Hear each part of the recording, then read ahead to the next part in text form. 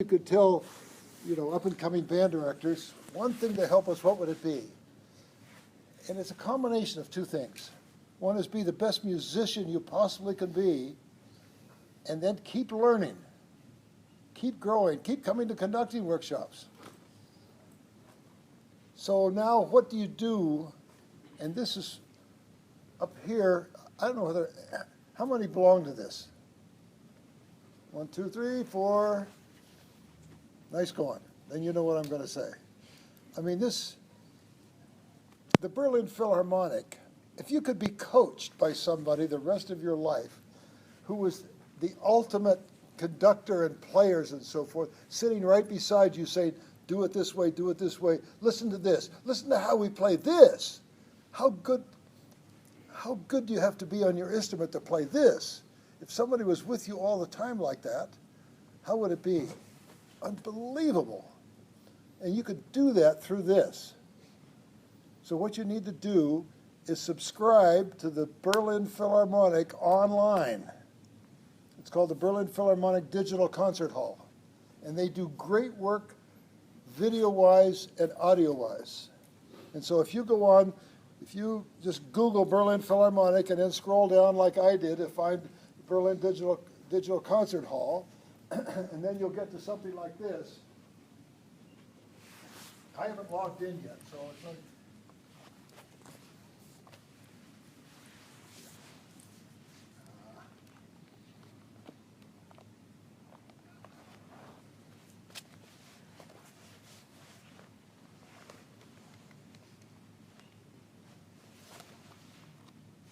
you can get a subscription for one concert,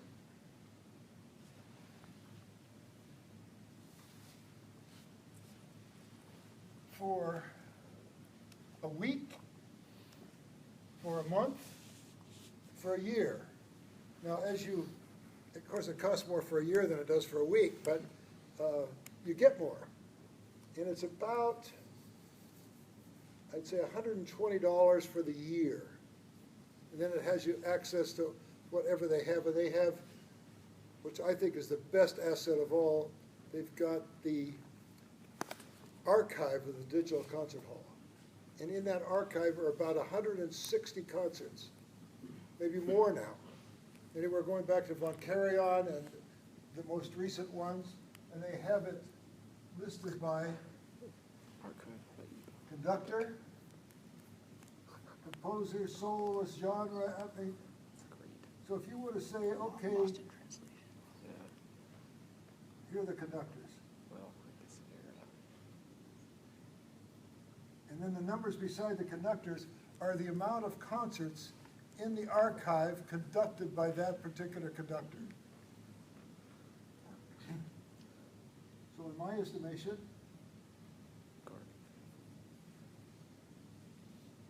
the best conductor in the world is this guy, Anders Nelsons. And over here are the composers he's conducted.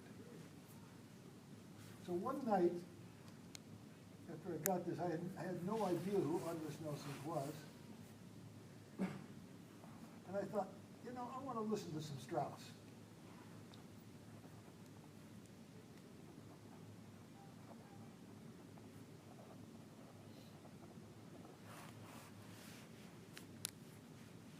Come on. Maybe this is going to happen, maybe it's not. So in trying to find Strauss, I came across Suite from Der Rosenkavalier. And I love the Suite from Der Rosenkavalier. So I thought, boy, that's something I want to hear, but I've never heard of this conductor, Anders Nelsons. And I thought, doesn't matter. Even if he's terrible, these Berlin Philharmonic folks have played this enough that it's going to sound fantastic. So I want to hear it. So still working, huh? I'm surprised it's taking this long. It doesn't take this long at home. But maybe it's my computer that's slow. So I heard it and I thought, well, yeah, they're playing it really well and this guy's not so bad. no, this guy's better than that. Now, who is this guy? And I found anybody. How many have heard of Andres Nelson's? Oh, as I said, in my estimation, the finest conductor alive today. He just has. There's just one issue about Andres Nelson's I do not like. In this month of November, he's going to turn 39 years old. It's not fair that somebody who's that good is that young. So I looked him up and found out what he was doing. He was the music director of the City of Birmingham Orchestra, which was the orchestra that Simon Rattle had before he became music director of the Berlin Philharmonic. So and now I found, and I'm fortunate that I've been lucky all my life, and I'm fortunate enough in the summers that I conduct a wind ensemble at Tanglewood. And it turns out that Andres Nelson's is the music director of the Boston Symphony Orchestra, whose summer home is Tanglewood. So I study conducting with Andres Nelson's. It's just that Andres Nelson's doesn't know it. So I go to the rehearsals and the concerts and so forth and find out. I also watch him online. Uh-oh. Okay. They just won't get a chance to hear it. But you need to do this for yourself. You need to subscribe to the Berlin Philharmonic online. And then you can hear live concerts, but it's the archive that really is the real meat of the issue in my estimation. So you want to see some conducting by Gustavo Dudamel? He conducts the Berlin Philharmonic. Who's the new music director, the upcoming music director of the Berlin Philharmonic?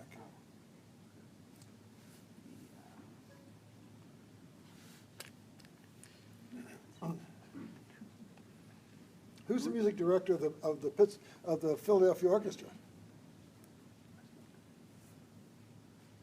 Oh, I'm shocked. Because these guys are great. I mean, this is your profession. This is my profession. This is our profession, and we need to be conversant about that. These are the people who are leading the issue, and so you go where they are and hear what they hear and watch what they do. I mean, you're doing one good thing. You're coming to a conductor workshop. So I do one of these a year at least, more if you can.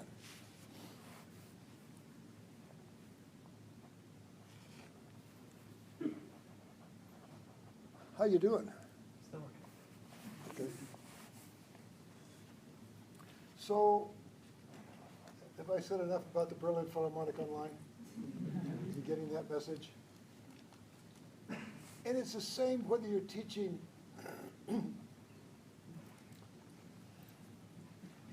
at a high-level university or conservatory or whether you're teaching an elementary school band. You want to fill your ears with the best possible music because you learn, there's two kinds of knowledge. There's objective knowledge, and that's where language is, science is, math is. That's where you know right from wrong, when things are right or wrong, when they're in tune or out of tune and so forth.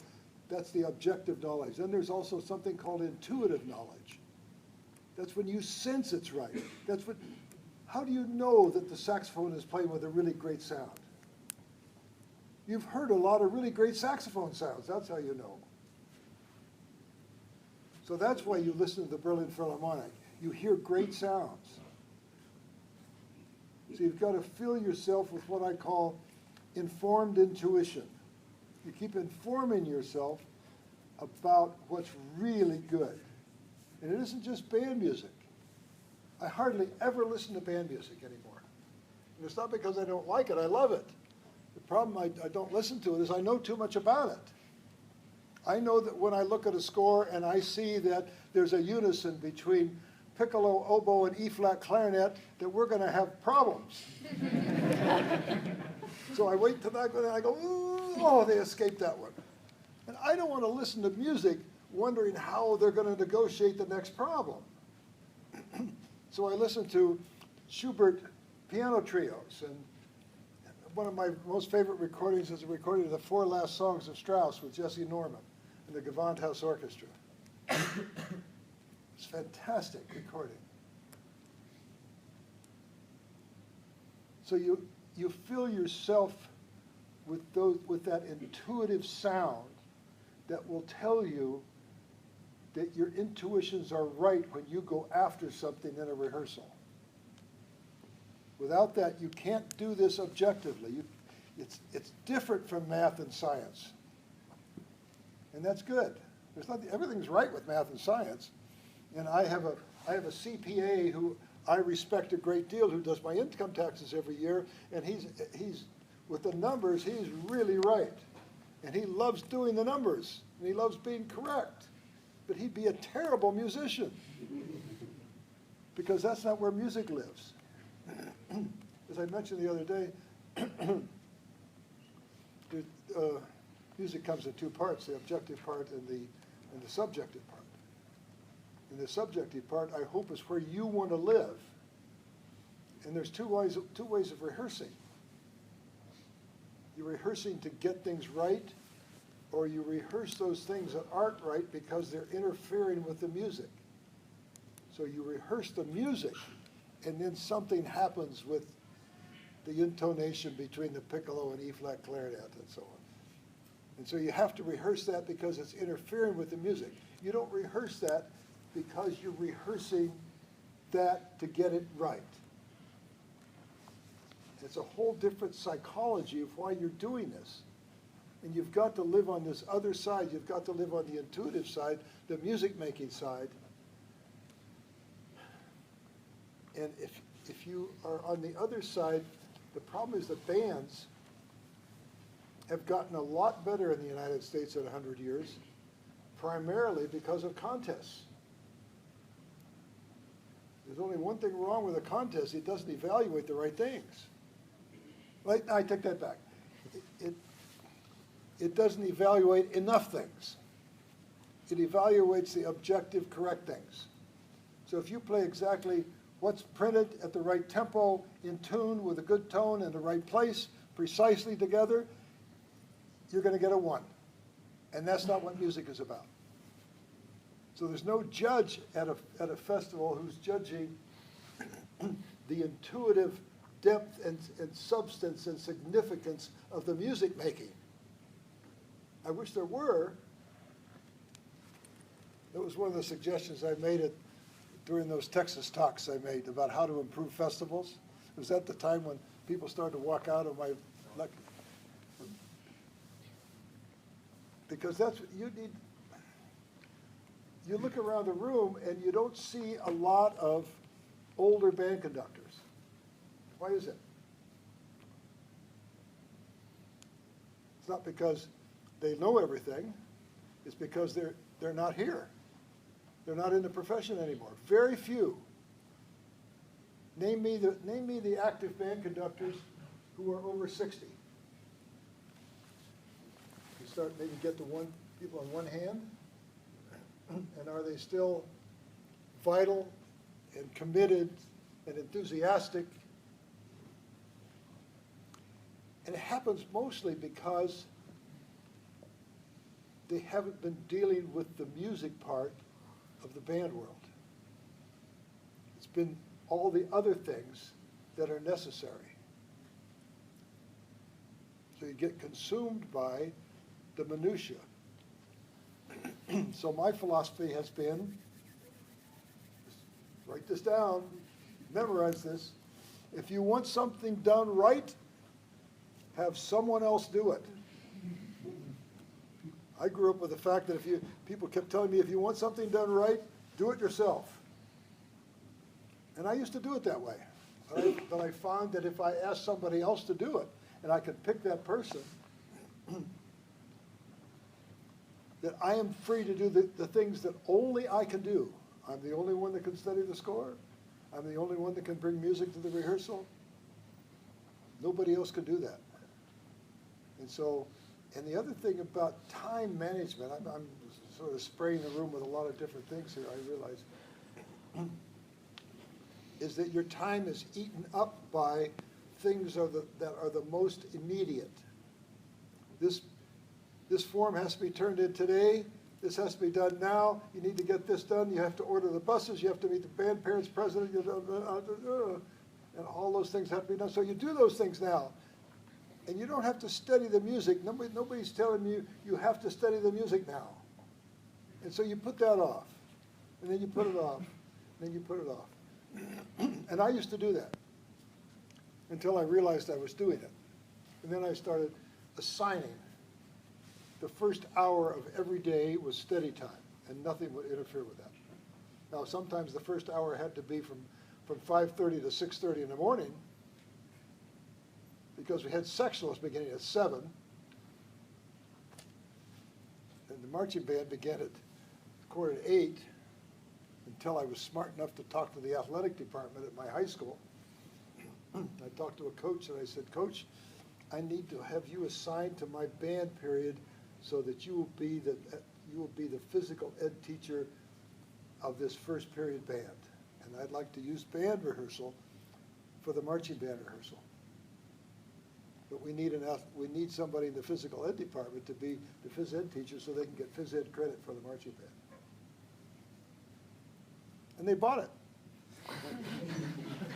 And the phys ed teacher thought it was great because he could sit in his office and have coffee while I did the work. But then that allowed us to have concert band the second period of the day, because they got PE credit for the other thing. That's a whole other story. You just have to fight those battles, I guess. So what things, is this going to work or not? What? Hey, you found it. Maybe you should come up here and show me which button to push so I can.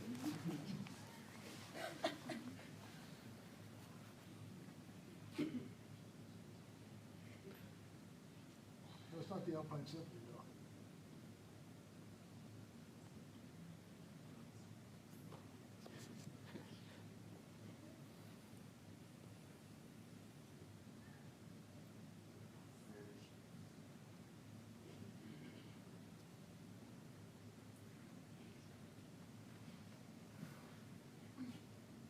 Well, let's just watch the trailer. Trailer for it? Wow. You can sign on to this and watch all the trailers without even registering for it, without paying any fee. You get frustrated by that, but. That's the whole point.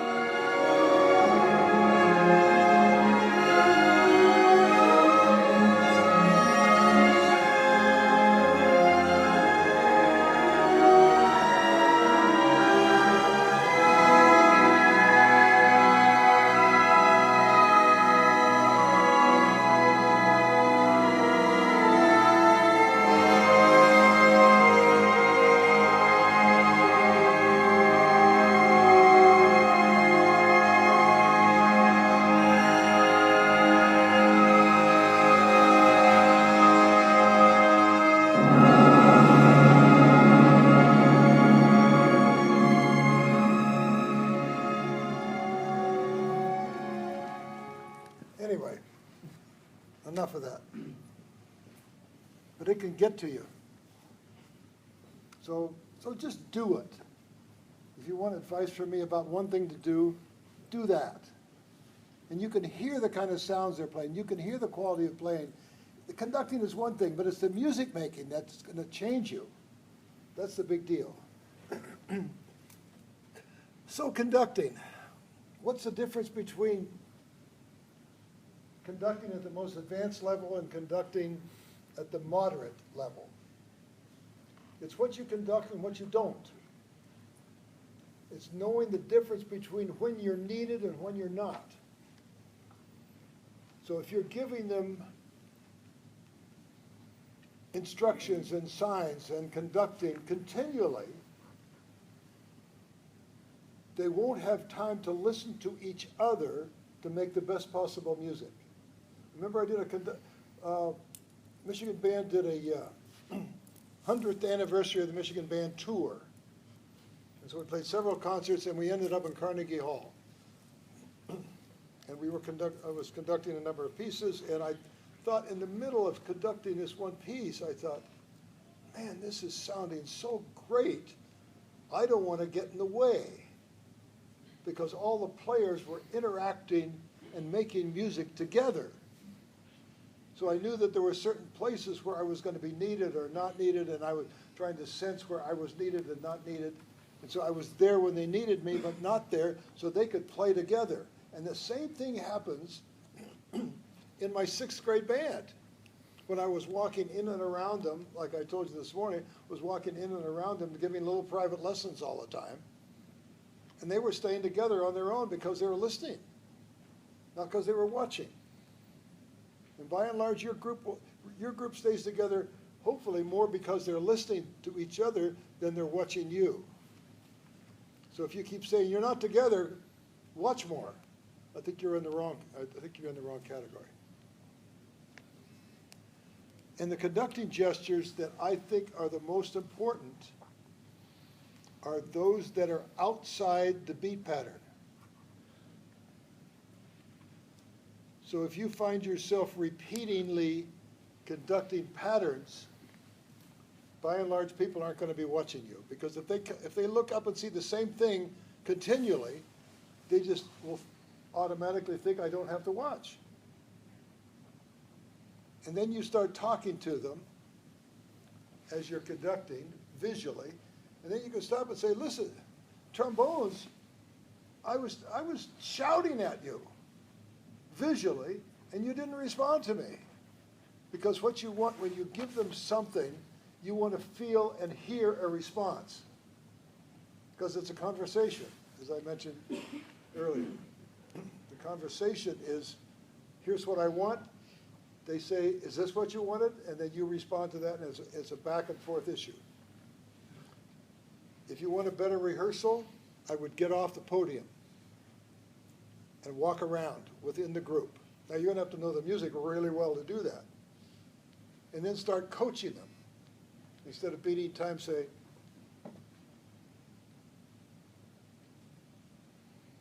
and see how that works. The game I used to play early on this process was how long can you go and still stay together? So here we are on this composition XYZ. So let's just start this, and then I'm going to stop conducting, and you're going to stay together only by listening. It was kind of a game, and occasionally high school and junior high school students like to play the game. How long can you do this? And they got pretty good at that.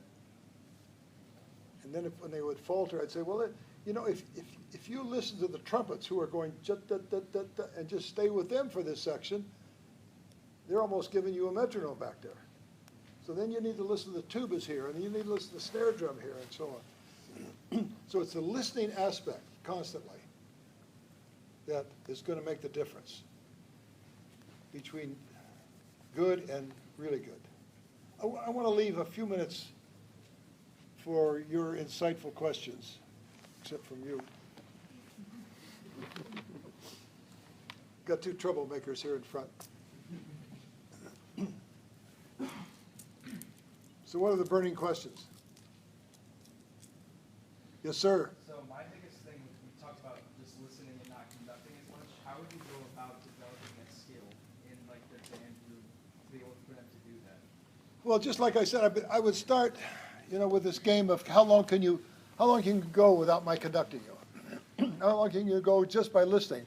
And then in the course of that, when they're doing it, and if you hear these people are too loud or these people are too soft, then you can give them gestures that aren't gestures of time and rhythm and playing together, but gestures of how they're doing it. And then you need to talk to them in a sentence that does not have a verbal object. So instead of saying it needs to be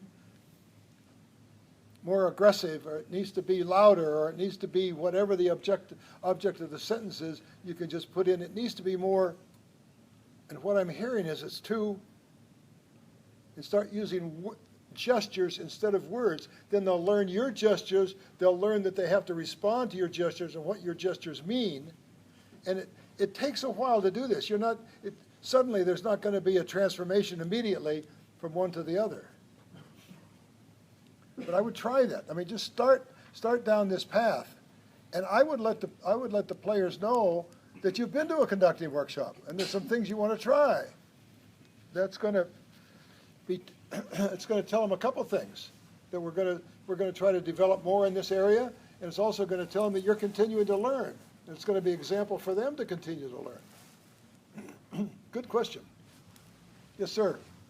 What's the role of metronome, and how much do you use it? Like what percentage of the time, often, sometimes, never? I never use a metronome in a rehearsal.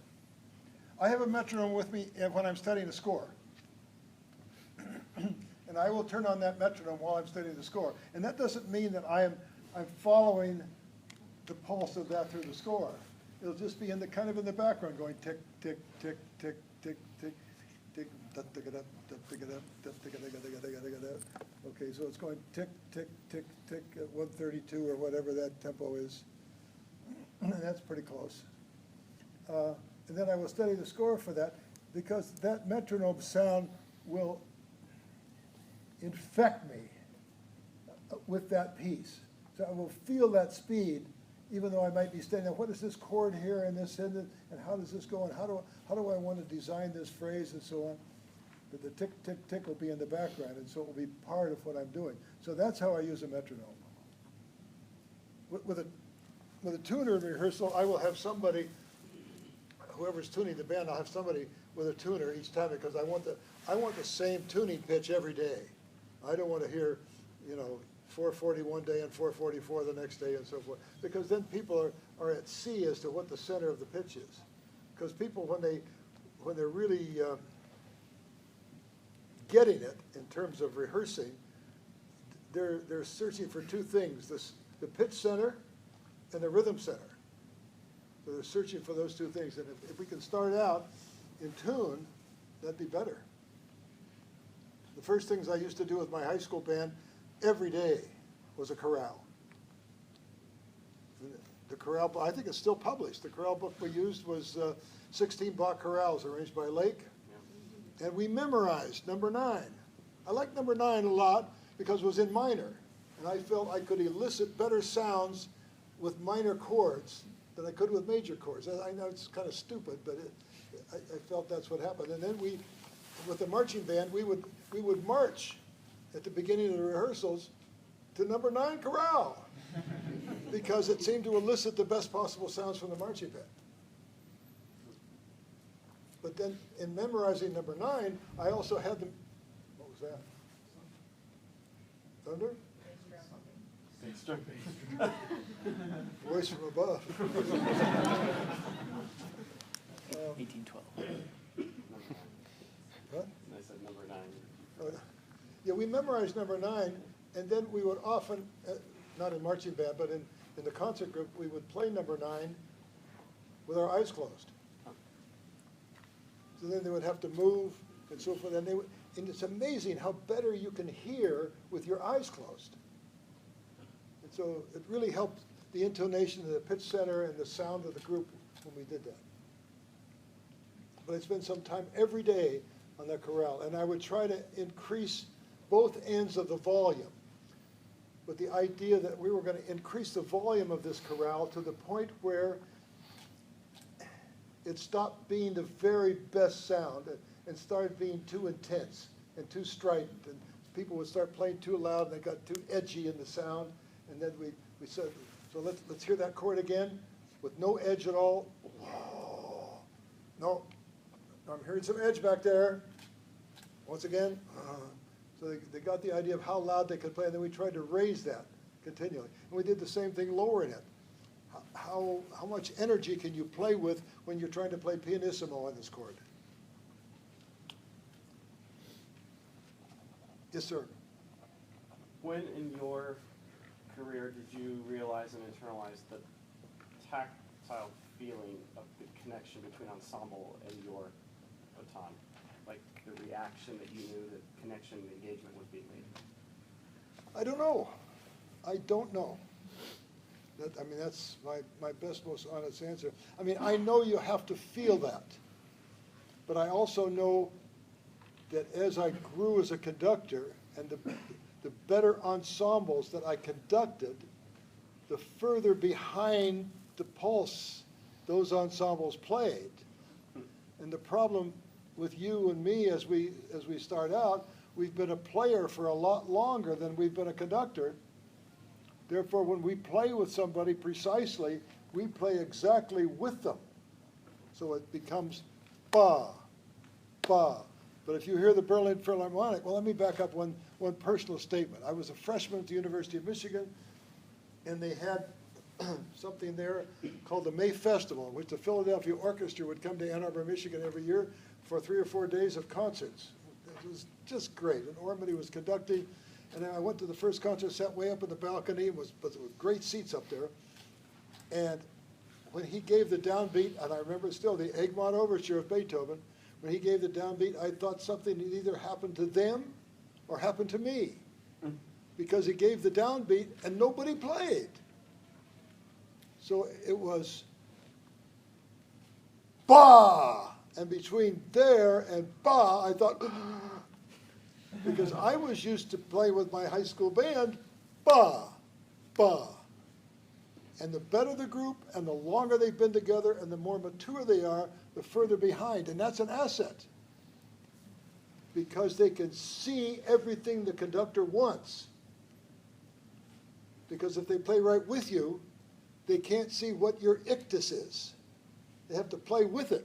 So it, ba, ba. That would be a medium mature group. And then ba, ba. And the slower and softer the music, the further behind. So I don't know the answer to your question. Okay. But I know there has to be one. But I don't know when it happened with me.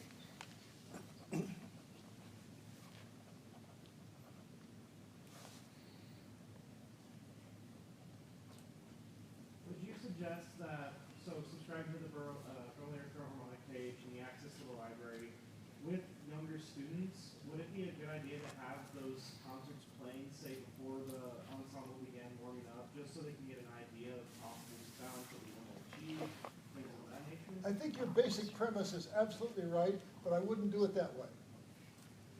I had a friend of mine who taught me how to do this, a guy who's now one of the instrumental supervisors in Arlington, Texas.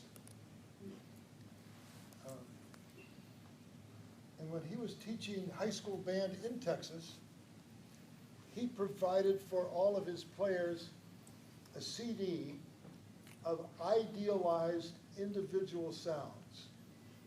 Okay, so he would have a clarinet CD that he had made of his favorite clarinet players playing things where sound was essential. And the clarinet players would hear that sound, take it home with them, and hear that sound. He did the same thing for trumpet and oboe and trombone and saxophone and everything like that. So they could actually hear and ingest the sound of that. I think that may be a better way to start if you want that. And then for the people who get more advanced, give them a special privilege of this and so on. And you can get a school subscription. Missouri State University Music School, Music Department, what is it? College of Music, Okay, they can subscribe to the Berlin Philharmonic, and every student here can have access to it. Well, luckily our chair's here, so we can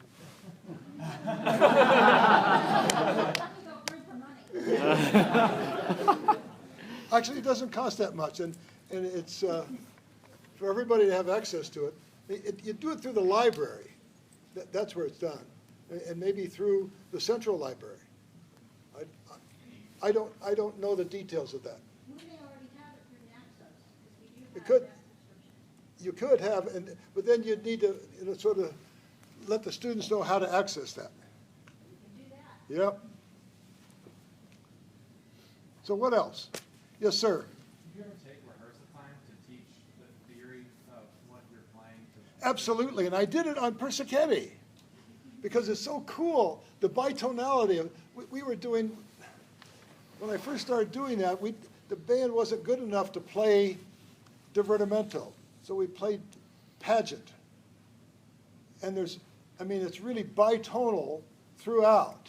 And so we talked about bitonality and what that was and what the sound of it was, and so I had them do it. Same thing when we played George Washington Bridge. It's bitonal between G major and C major at the beginning. So we had all the G major people play, and then we'd have all the C major people play, and then I'd have the people play who had the dissonances against each other.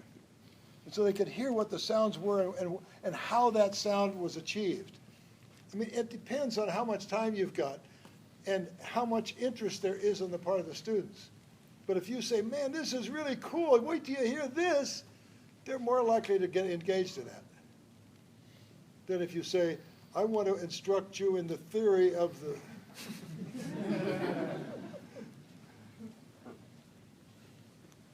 What else? Yes, sir. Do you prefer talking to the ensemble concert pitch or written pitch?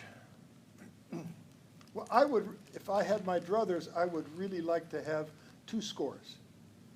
A score of written pitch and a score in C. That would be helpful. In fact, I'm working on a piece, studying a piece right now with a student composer from USC whose hometown is Springfield, Missouri, and went to a college here. And I can't remember what college it is, but apparently there are a bazillion colleges in Springfield. And her father teaches physics at one of these colleges. And the title of the piece is Bonehead Physics. Why do you ask the question? Okay.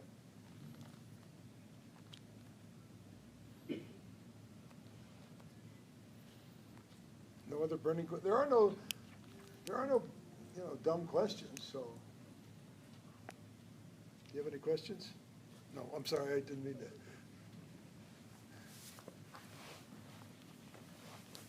Favorite piece that we can listen to of Ormandy? I'm sorry, I missed that? Favorite piece of Ormandy conducting for Philadelphia? That's hard. He was a very expressive conductor. I think it would be something by Bach, transcribed.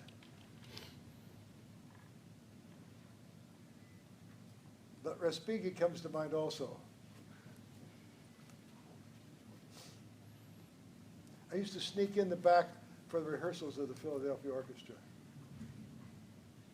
And there was a sound booth backstage that had a little slit in it. And I would get there and I'd look in there. They couldn't see me, but I could see and hear them. I like to go to rehearsals. I have a friend of mine who happens to be the personnel director of the Los Angeles Philharmonic, who gets me into the rehearsals of the Los Angeles Philharmonic. And then I call up periodically. Depends on who's. You talked about Giancarlo Guerrero.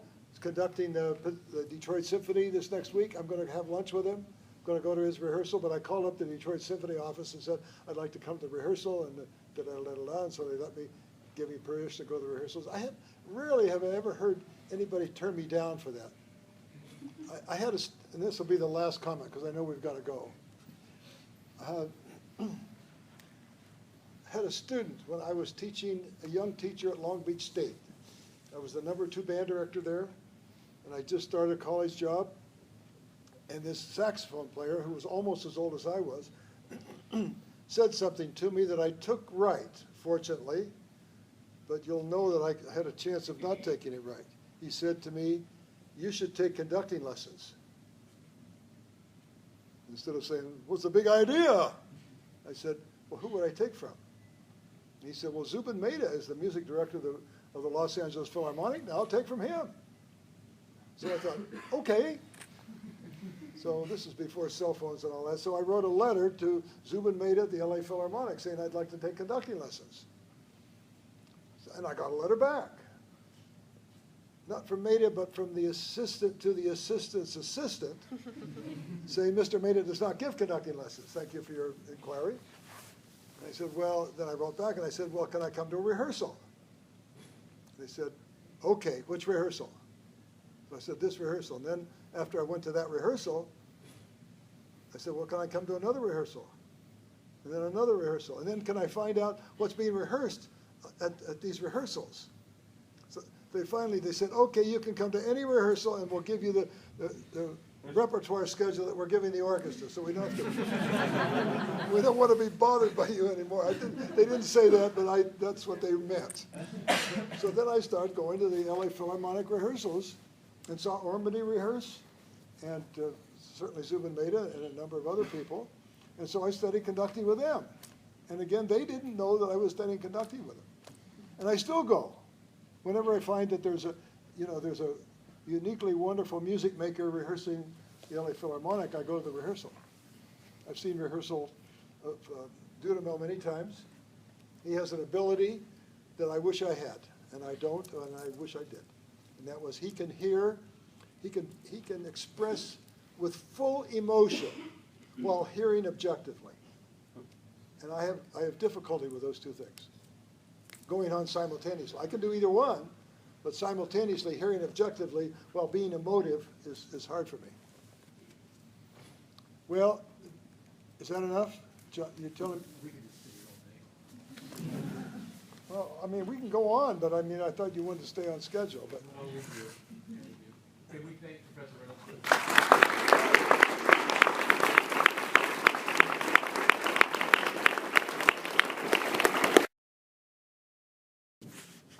so I feel that music.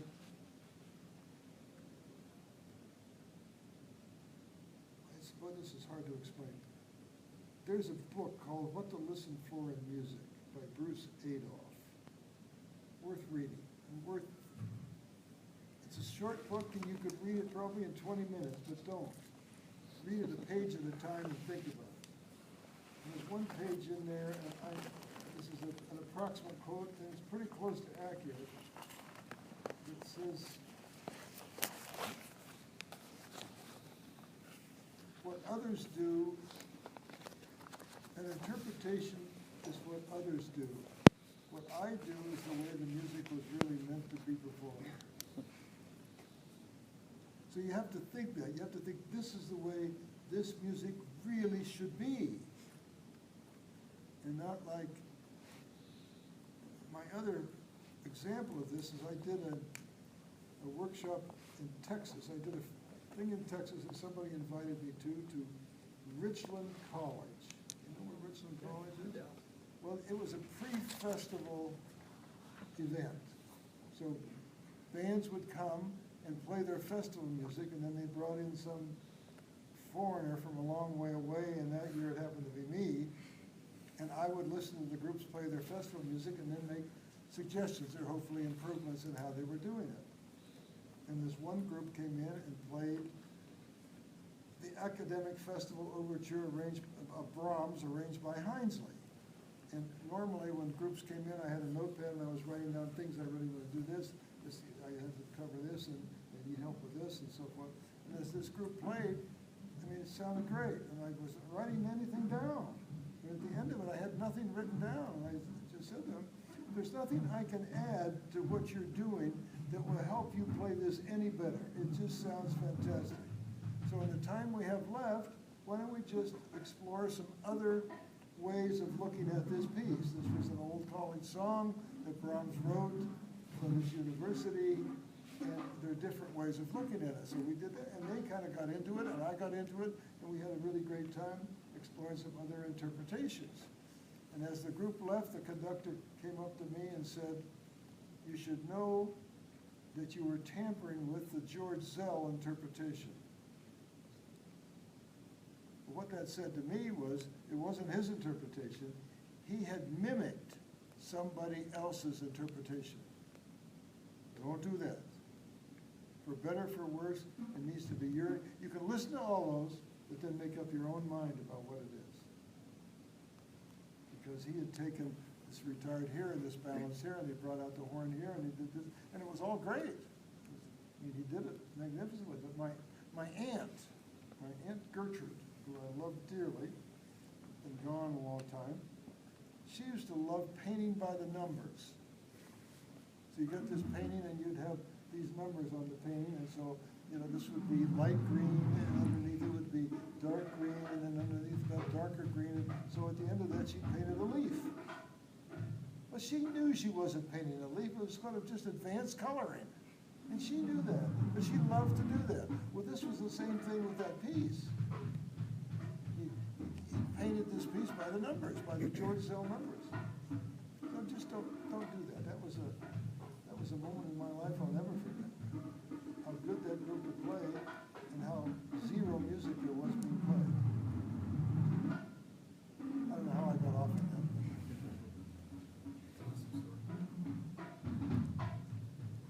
How much do you take the composer's notes on the piece that you interpret? Mostly, nearly always. But I talked to the other group the other day about the same thing. I think you can bend it, but you can't break it. I mean, if it needs to go a little, if you feel this music needs to move a little faster or a little slower, I think you can do that. But I think you always have to do that with the idea that the composer was sitting in the back of the room listening to your rehearsal. And nearly every time I've done something with composer's music, they've approved of it. I say nearly every time.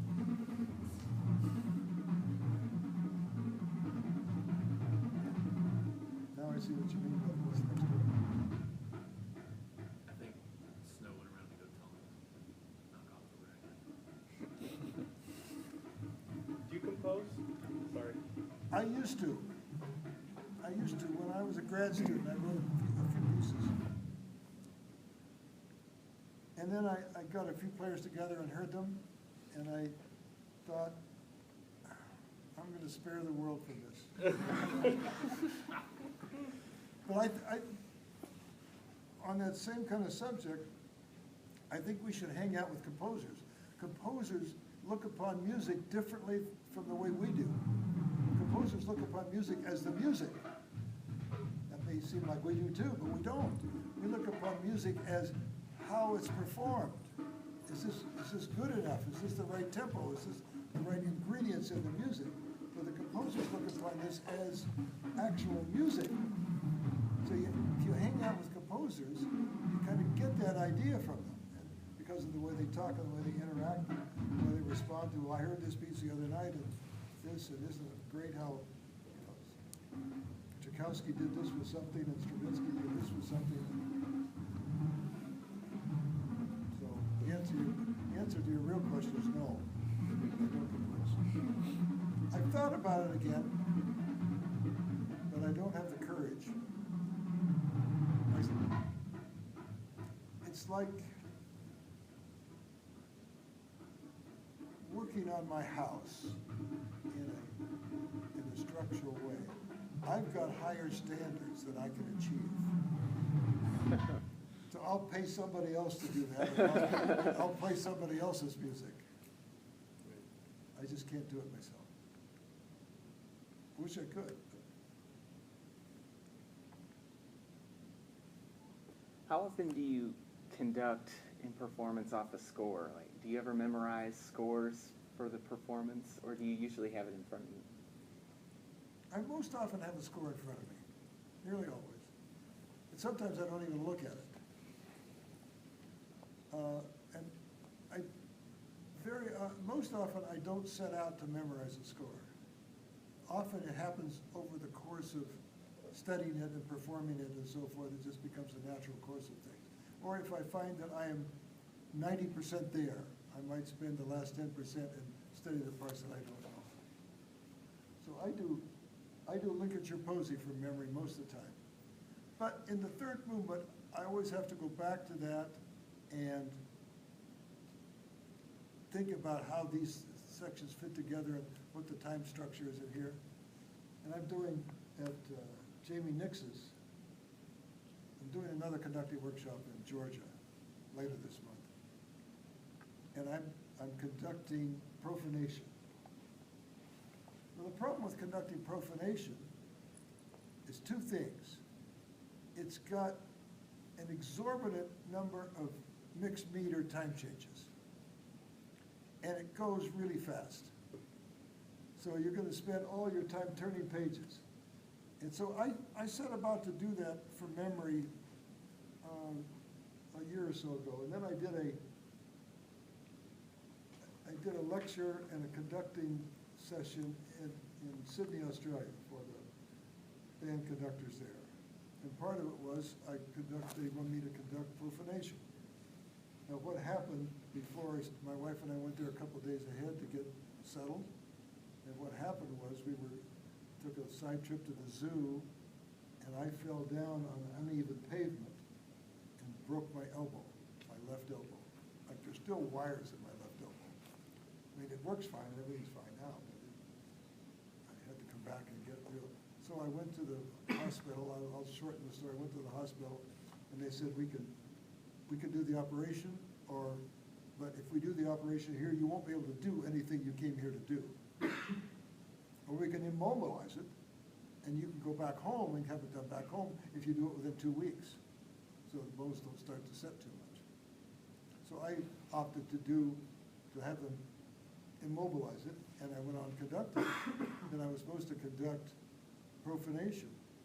And I realized while I was doing the rehearsal with this broken arm, I was so happy I had memorized it, because I didn't know I was going to turn the pages and conduct at the same time. But it comes in patterns too. It didn't take an extra long time to do it. It's just a skill.